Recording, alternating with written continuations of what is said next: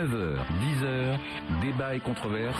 Nicolas Dose et les experts sur BFM Business. Bonjour, bienvenue. L'actualité économique jusqu'à 10h. On va bien sûr évoquer ce coup de théâtre tout de même, l'action concertée de des 5 plus grandes banques centrales du monde qui nous annoncent que désormais tous les mois jusqu'à Noël, elles vont ouvrir sans limite le robinet de liquidité en dollars avec des prêts à 3 mois, des prêts qui seront à taux fixe. L'ensemble des marchés sont repartis dans le vert.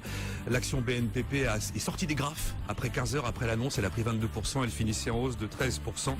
La question qu'on se pose, c'est ce mouvement quand même très important, très inattendu, très massif, est-il intervenu parce que nous étions face à quelque chose de dangereux, de très dangereux, d'imminent, et puis ce fameux dernier ressort que sont les banquiers centraux, jusqu'où le dernier ressort peut-il rebondir? Est-il véritablement sans limite? Pour en parler, Jean-Jacques de Balazy. Bonjour Jean-Jacques. Bonjour. Directeur de Barclays Capital France. Philippe Lenchener, bonjour. Bonjour. Fondateur de l'agence Value. Et quelqu'un qui n'est jamais venu, bonjour François Asselineau. Bonjour. Vous êtes inspecteur général des finances, vous êtes fondateur d'une formation politique qui s'appelle l'Union populaire républicaine, fondée en 2007 à l'occasion des 50 ans du traité de Rome. Alors, dans la mesure où les gens ne vous connaissent pas, on va démarrer cette émission de manière un peu inhabituelle pour faire connaissance. Et je vais me baser sur ce que votre site internet, le site de l'UPR, écrit. Donc, d'abord, il y a un petit mot qui est signé de votre main où vous vous dites que, voilà, vous avez créé un mouvement pour expliquer les vraies raisons du désastre et la prétendue construction européenne. Ensuite, voilà ce qu'on trouve sur le site. Les fonctions de président de la République, de député ont été dépouillées au profit de la Commission européenne, de la BCE. La Commission européenne est inféodée au lobby atlantiste.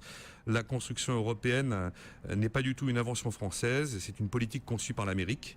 Voilà, vous parlez du fatal télescopage des intérêts nationaux divergents des 27 États.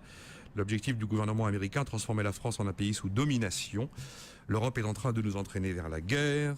Vous parlez de vol de démocratie. Vous qualifiez les autres partis politiques de leurres, du Front National jusqu'au NPA. Vous rappelez qu'effectivement, les traités ne prévoient pas la sortie de l'euro. Du coup, vous faites référence à l'article 50 du traité de l'Union européenne, en l'occurrence traité de Lisbonne, qui prévoit que si la sortie de l'euro n'est pas possible, la sortie de l'Union, elle, est possible. Voilà. L'objectif, rendre à la France son indépendance. Vous vous présentez comme un mouvement de libération nationale pour reconquérir la souveraineté de notre pays. Mouvement qui a donc vu le jour en 2007, je le disais. Parmi les propositions, on sort au plus vite de l'Union européenne et de l'euro. Réattribution donc à la Banque de France de ses prérogatives régaliennes, notamment le pouvoir de frapper monnaie, c'est la première. La reprise par la France de la défense de ses intérêts à l'Organisation mondiale du commerce. Aujourd'hui, vous avez le sentiment que c'est l'Europe qui nous défend et plus nous qui nous défendons tout seuls. Le rétablissement effectif du contrôle des flux de capitaux, de marchandises, de services de personnes, ce qu'on appelle protectionnisme. Ce que l'on appelle simplement la vérification de ce qui entre et de ce qui sort du pays. D'accord, la sortie immédiate de l'OTAN, écrivez-vous, la relance des services publics, ça s'appelle plus de dépenses, la relance des services publics? Ça s'appelle la démocratie, parce que 80% ou 90% des Français sont extrêmement attachés aux services publics. Ça n'est pas nouveau, ça remonte à Saint-Louis, vous savez, qui avait créé les établissements de commun profit vers 1245. Enfin, je termine avec 2 mots sur vous. Vous avez un parcours de premier de la classe, vous êtes passé par HEC, par l'ENA, vous avez fréquenté des cabinets ministériels à Bercy, au Quai d'Orsay, vous avez rejoint un temps passe-quoi au sein du Rassemblement pour la France. Vous êtes aujourd'hui donc haut fonctionnaire à Bercy et vous le dites avec une liberté de parole totale, dans la mesure où vous avez atteint le plus haut grade possible dans l'administration. Est-ce que le portrait que je viens de faire de vous dans votre mouvement est fidèle? Oui, c'est globalement fidèle, absolument. D'accord. Réaction, Philippe Lenchener, Jean-Jacques de Balazy, à ce mouvement. D'abord, le connaissiez-vous? Dites-moi franchement. Non, parce qu'à ma connaissance, j'avais jamais entendu parler d'un mouvement qui souhaite sortir de l'Europe. Et sortir de l'euro, on a déjà un peu entendu ça. Sortir de l'Union européenne, à ma connaissance, c'est la première fois. Jean-Jacques de Balazy, vous connaissiez? Je le connaissais. Comment vous réagissez à tout ce que je vous ai lu? Je suis allé vite, on a l'émission en cours, vous le savez. Quelle est votre réaction lorsque vous entendez ça? Et puis on verra la réaction des auditeurs qui évidemment peuvent réagir. Et depuis Alors, je pense que le point crucial, c'est l'euro et c'est la sortie de l'Europe. Parce que très franchement, enfin moi vous le savez ici, je dois partager à peu près une bonne grosse partie des tenants de ce que pense Monsieur Asselineau. Le problème pour moi, c'est l'aboutissement. C'est-à-dire que à tort ou à raison, je pense que le débat n'est pas l'euro, mais le débat c'est la gouvernance de l'euro et c'est la gouvernance dans la zone euro.